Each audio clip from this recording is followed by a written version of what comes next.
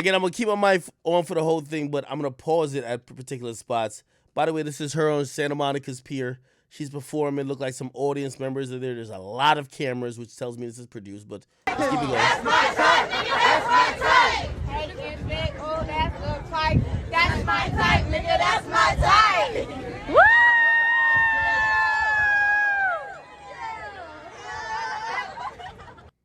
Okay. It says pretty bitch summer donations. This is the same spiel I just did while muted, so you don't worry about what I said then. I'll say it again. Sweetie, I'm going to do you a favor. I'm going to give you the biggest PR tip you could ever have in life. If anybody on your team isn't telling you what I'm about to say, fire them immediately. Sweetie, you have chosen the route. You want to be the biggest and the best. You want to be, I won't consider, you're the uptown version of Cardi B. You're hoping to be. Cardi B's Cardi B. You're hoping to be the uptown version of her. Let me tell you this, in case your team or no one else has told you. It's like the color purple. You'll never accomplish what you need to accomplish and be as big as you think you could be until you make it right with Quavious. And it's not necessarily about you and Quavo. It's about the people you isolated in trying to play Quavo. Niggas hate you. Men who ain't simps. Men who ain't impressed by how fat your ass is. Niggas who really don't give a fuck about some of the shit and how beautiful you look, which you are beautiful. But those are the same people that when this clip is posted, I see them slandering you constantly. This clip was supposed to be a nice PR gesture. Somebody who in your little PR team probably said, hey, let's show people that you're not big-headed and that you're still down for the fans. Let's bring you to the dirty pier of Santa Monica. No disrespect, Santa Monica. Let's have you perform, and we're going to film it, blah, blah, blah. You're going to have a little sign. By the way, she's not broke. She's not broke. She has more monthly listeners on Spotify than the whole Migos currently. I know this as a fact. She's not broke. She doesn't need to perform. I know it's great jokes like, yo, Quavo took back the Bentley. She's performing for tips. She's not broke. This was a attempt to humanize her, to make it seem like she's not just this overproduced, lit chick that no one could relate to. This is the chick who is still down to hop up on a mic with a boombox connected to it and perform in front of a crowd on the pier. She's regular. Now, it didn't work like that. Look on the Shade Room, look on my page, look on any page that posted this, they all slandered Saweetie. Now, Saweetie, I'm giving you priceless advice right here because I don't personally have anything against you. But I could see what you're trying to do and I could see what's going to happen. The reason why people are slandering you is because they watched a very public situation with you and they feel like you're manipulative.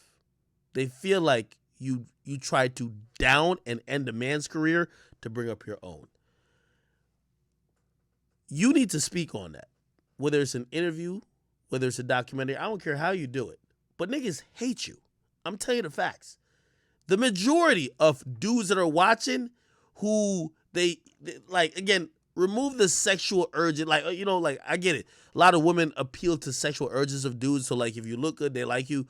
But there's a lot of dudes who they could fuck with a down-ass chick or they could fuck with a chick who, is with the nigga that they fuck with.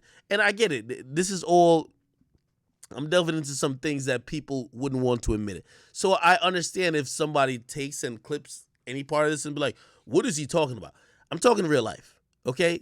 We're not going to just act like these things don't exist. A lot of niggas, my page is 90% men. When I post on my Instagram page, 80% men actually. That's an accurate statistic. They're all clown Saweetie. They look at Saweetie like she's like a joke.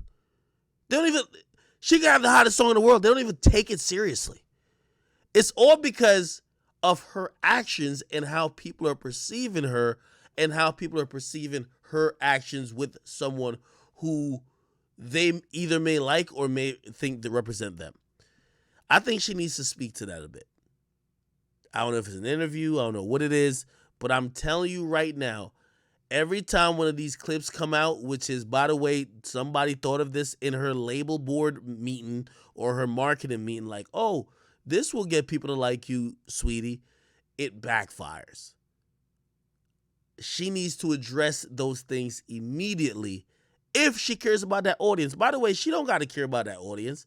The icy girls will always rock with her. But if you do care about that audience, immediately you need to address it. Because right now, people really dislike you, or a lot of dudes dislike you because they felt like your come up isn't legit. They feel you're a fraud. They feel like you're pretty much a ventriloquist who sang remixes and remakes of already songs that we already like. And then when you still couldn't get enough fame off of that, you saw people who we definitely consider legends, the Migos. And obviously you was with the Beyonce of the group, if we're going to call it that. No offense, Offset. And you then try to sink his career, kinda, to uplift yours. Nobody's going to like you for that. Likability is something that Meg Thee Stallion and Saweetie could work on. And whatever PR team they got going on, maybe they're both just picking to say, fuck niggas, and we're just going to lean into this, hot girl summer or icy girls like type of thing. But I personally think you can have both. But